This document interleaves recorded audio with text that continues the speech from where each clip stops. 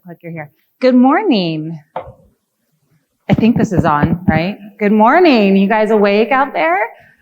I'm a little more interactive, so I kind of get your arms ready to raise them up, and let's make this a little more conversational. So I'm going to talk with you guys about shifting the nature of learning and what we're doing at EasyPost, what my team is doing. It's kind of great that enablement and marketing both fall under me because they're so well aligned. And I'm going to click through and talk about that and how we are doing things. So what does sales enablement mean to your company? I think we're all trying to answer this question. As Laura pointed out earlier, actually sales enablement has been around for a really long time. It just seems to be the buzzword now of 2020. People are really paying attention to it more and more. Wait, this is on automation, I guess, because it should not be doing that yet. There we go. So for a lot of you guys out there, how is sales enablement? People are looking at just only as sales, right? Are some of you experiencing that it's not really much more. It only helps the sales team. That it's only onboarding. Do some of you guys have that challenge with your company? No? That's great. Then some of your companies are light years ahead because there's a lot out there that think, okay, it just has to do with sales. It just has to do with onboarding. It's still something new. And basically that it's a nice to have. A huge problem that we had at EasyPost and that we're working through is that CMS equals sales enablement platform, which is really not true as we're developing all of these pathways. Are you guys experiencing any of those challenges also? Okay, a couple. Great, then this will be useful to a couple of you.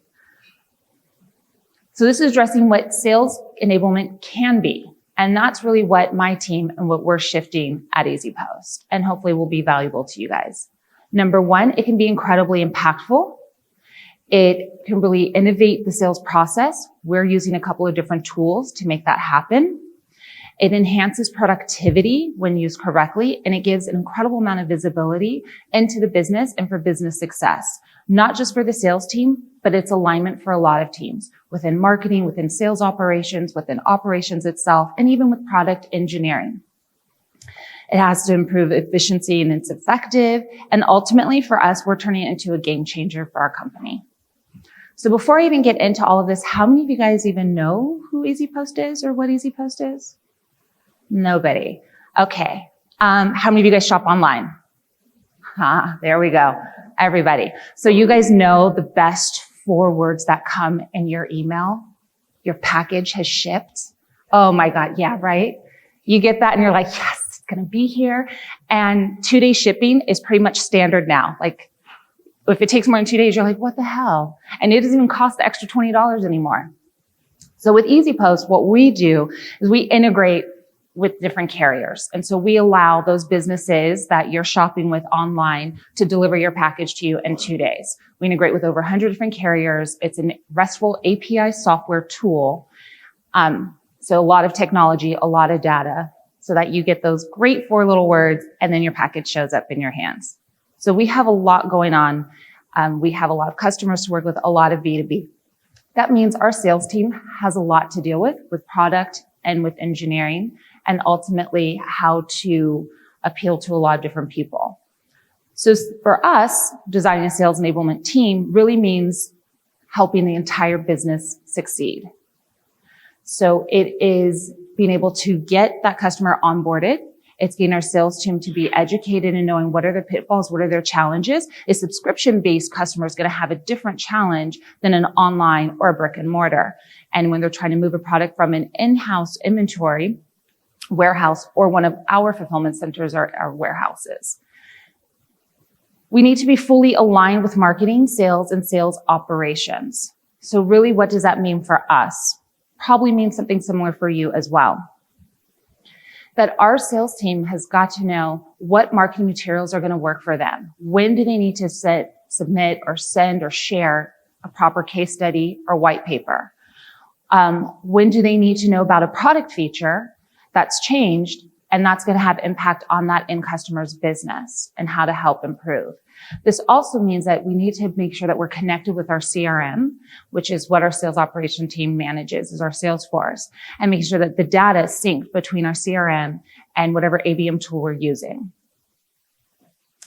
What does that all roll up to? Impacting our business and making sure the business succeeds.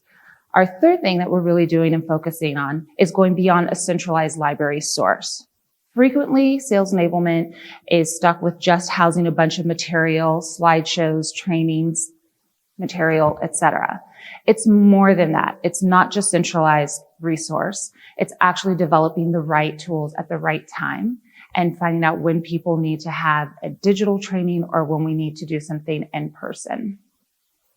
Again, that is bringing in the alignment to our marketing team. It's bringing alignment to our sales ops and to our product and engineering. And ultimately, that also impacts the entire business.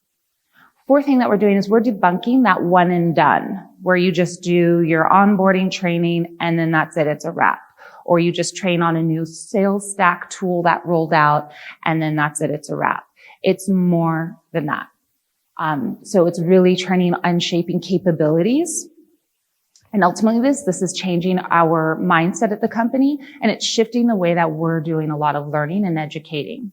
So that way, we're able to impact the business as a whole. Key stakeholders have insight, and ultimately we can have better metrics, which turn into better conversions. Our conversions are more than just onboarding a customer and making them successful, but also upselling at the right times. So how we're doing this basically is through three principal types or three methods.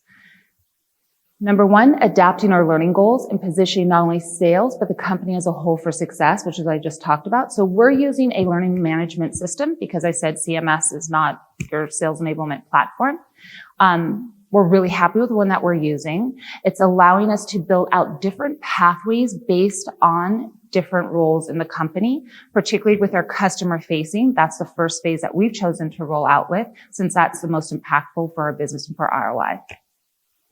It's allowing us to concentrate on capability. So it's no longer just competence or just training on one particular skill set. We're finding that we need all of our sales and our customer facing people, our customer success team, our customer engineers, anyone else who touches our customers to really understand all of the capabilities. So from product, from engineering, from our different product features and tools, and understanding those different pain points. So at EasyPost, we say that selling is a team sport. And so just like any team sport, it's really great to know what the roles of the other players on your team are. Same thing for us. We also use this to cultivate a growth mindset. And that's a whole company-wide shift, so that as we're more aware and in tune with what each department is doing and the sales team is able to adapt that, they know who to go to at the right times, how to better help a customer. We're transforming our learning methods. So we're moving away, as I said, from that single set improvement, and we're making it way more than that and as robust as possible. Different learning initiatives are going in place. So we've got customer experience, we have tools, there's product, even our people and culture is getting involved. We want to balance our digital and face-to-face, so no longer just going online and people sit in their little space and they somewhat pay attention. They're usually on their cell phone. They click, click, click, and that's it, and they're done. We're turning this into identifying brand ambassadors for different portions of our tools in our company. We want to have our super users for tools. So as people are training and going through, and they take their quizzes, they're also turning them into leaders. We're also able to turn around and have them train other people on a tool and become a tool ambassador. And we're moving, and I read this not that long ago from Raul, who's at Accenture, and just fell in love with this, that you're moving from instruction to immersion to introspection. And so I really wanted to make sure that as we rolled this out within our company and as we started to address our goals and metrics for 2020, that we kind of kept this in mind as well. So basically, it's all about building learning departments. And that does not mean that suddenly you have to expand and you have to build more. But as I said, it's really about getting peers involved and building learning departments within. So almost the way you would set up committees for different events or different initiatives, very similar. And that's where we start to create our super users and create our ambassadors for different pieces and different things that we want to educate on, whatever that product is, so that we can foster more learning, that we can measure the impact. Because all of this is great, but if you're not really measuring the changes, then suddenly sales enablement becomes that need to have, that nice to have. And we're trying to shift it to a need to have.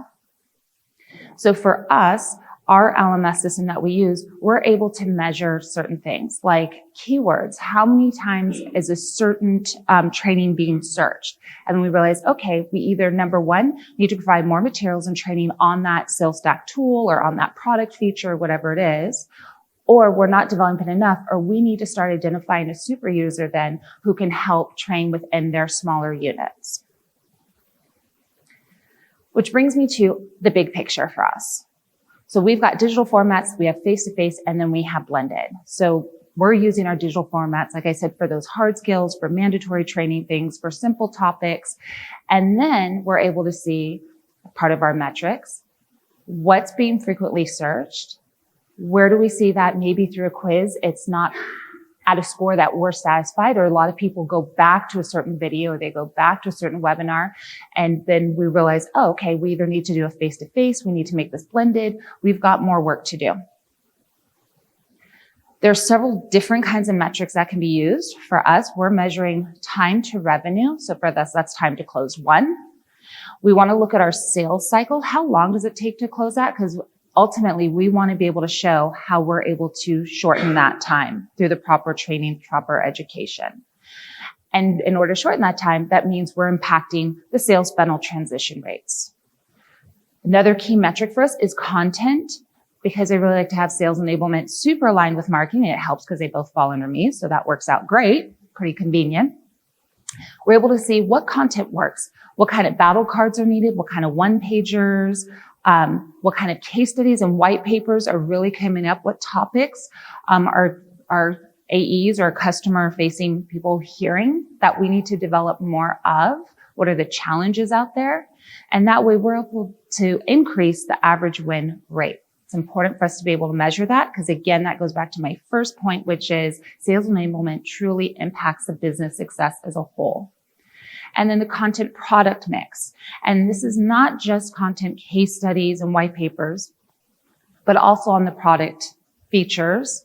But it's also our content product mix in terms of what are we getting from engineering? What are they sharing us? What's with their product roadmap?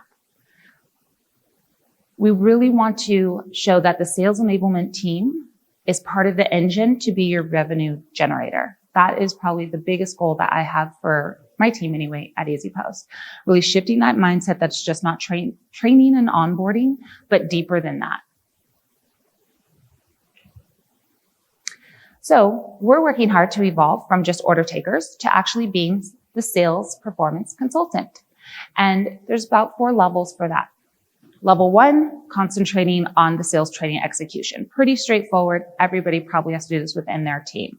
Developing our right materials, cross-team collaboration. So we want to make sure that we're hearing from engineering correctly, that we've got the right product descriptions and product marketing happening, that we're training on CRM properly. So working with the sales ops team, working with operations as well.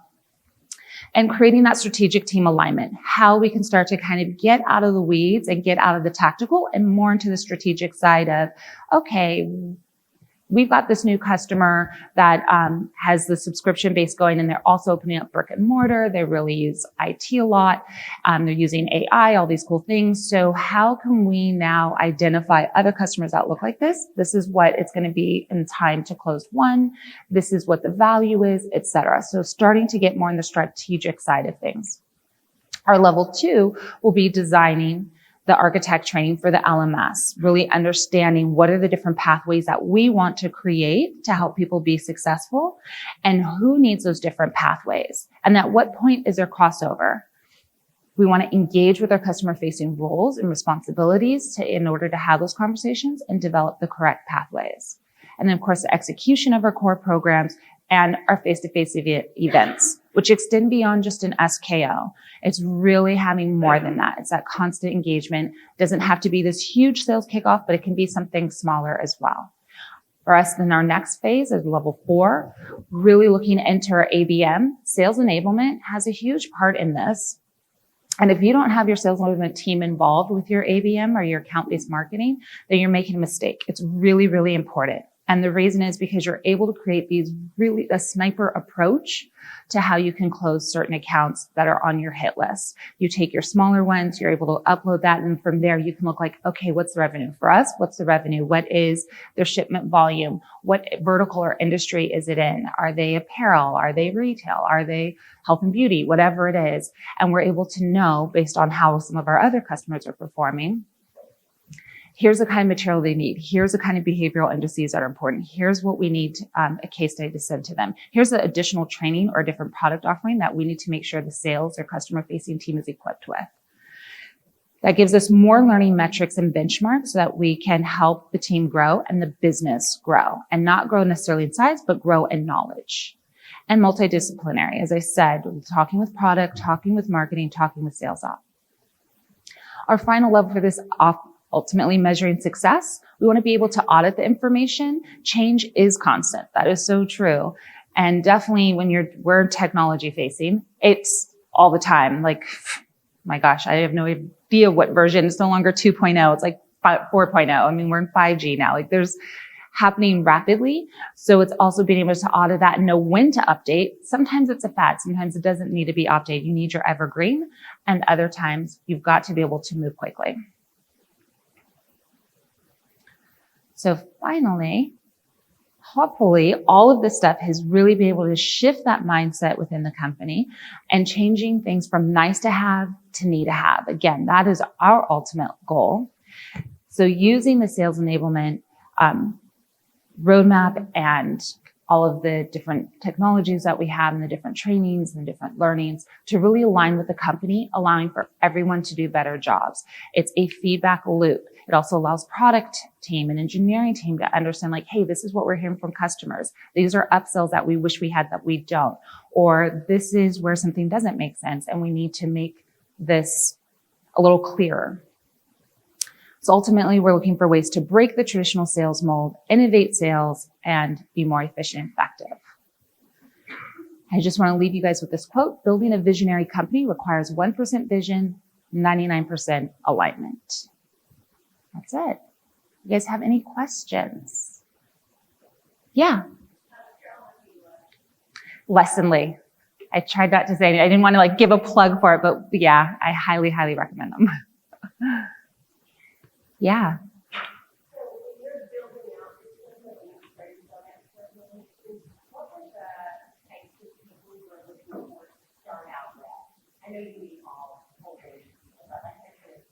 Yeah. Key qualities. So, really, I wanted someone who had come from sales ops. I just thought it was going to be helpful because they knew CRM, they knew integrations, because we also use Marketo as our ABM. So that was really important to me, that they understood the sales flow process, that they understood integration, that they understood all of those tools, but also were really creative. So I loved that who I brought in as our director of sales enablement also had very much a creative side. She's an artist as well. And I was like, oh, great. You're going to be able to dissect things in a different way and re-put them back together. So that was really important. And then the other piece that I wanted to make sure that I built out and had someone who really geeked out on numbers and was into data analytics, because I needed that person to be able to connect and work with our data analytics team and be able to really hone in on looking for lookalikes, being able to identify what the numbers meant, what kind of metrics, and put things together a little bit differently, and then work with our marketing team as well and understand how this impacted some of our other analytics that we were testing. Yes, there was another question I thought. Yeah. This is very helpful. You're welcome. My question is, can you give me or an example of construction solutions and succession? Yes. So a great example that we use for moving from instruction is with one of our sales stack tools. I don't know how many of you guys are familiar with SalesLoft and use SalesLoft. Okay. So we basically just ran through here's how you use SalesLoft, here's how you build out your cadence. That was kind of it. And then realized it just wasn't working well. There were a few A's and a few people that were able to do amazing things with their SalesLoft cadence. But we also saw that there were two different things happening. One, some people were able to just really pinpoint and just kind of take a sniper approach, and they were building a relationship with maybe 2 or 3 customers, and then making very, very fine-tuned email campaigns that would go out. And then another person was just kind of, I hate the saying, but as he put it, he was just doing a spray and pray. He was just sending out a bunch. And so we started comparing these two and looking at them and realized that both approaches work depending upon the mindset of how the A was going into it. So we started out as instructing, here's how you use Salesforce or SalesLoft. Here are all the different ways to do your cadence. Here's what we recommend. And then we turned those two people into those two different type of approaches and made them ambassadors to that. And then they started to go in and educate. So then that became the other portion, from instruction and moving on. So then they were able to educate and become leaders, talk about their approach, and then each team that they worked with, in that way, people got to pick which direction they wanted to go in. They had to kind of interpret that. They had to become more introspective with it and test it out for a set number of months that we had a time frame, and then reveal how the results and how did it work for them. And so that's kind of an example of how we kind of shifted that thought so that suddenly people are thinking for themselves. It's no longer just training on the skill set of how they're going to use SalesLoft and how proper cadence should be in the touch points, et cetera, et cetera. It's now more like, okay, what's your mindset? What's going to work? How are you thinking about how you're approaching your accounts and how you're turning somebody into an opportunity and all the way into a closed one? Yeah. Any other questions? Nope. Great. Oh, yes. Real quick. I'm not sure how you guys think sales works with outbound, inbound, and how they share, but is there like a number of steps you can help you guys, or like, let me call, social? Yeah, so we use a mix. So the question basically was, are we discovering a certain touch point or number of cadences that are really working for us? And we discovered a mixture. So we use all of it, email campaigns, social, the whole nine. And really are identifying that depends on which vertical, because we're not just in one particular industry. And we basically serve a community of brands, and some of them are, like I said, some of them are apparel, some of them are health and beauty, that we're kind of identifying. It's one of the best tools of having a great sales enablement team, identifying where does it work better, how many touch points, and what are those different touch points that are needed if we're really honing in on an apparel customer, or if we're really honing in on someone that's in health and beauty. Yeah. All right. Great. Well, thank you very much.